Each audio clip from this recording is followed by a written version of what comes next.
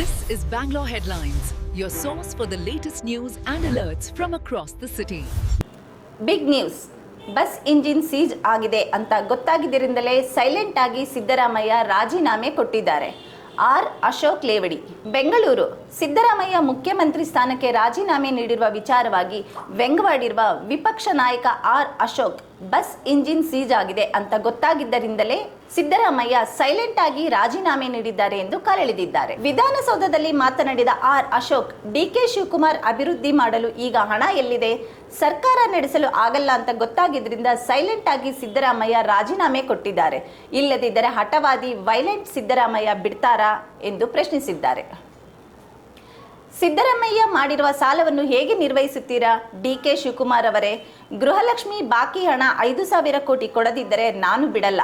ಯಾವುದೇ ಹೋರಾಟವಾದರೂ ಸರಿ, ನಾನು ಇಳಿಯುತ್ತೇನೆ.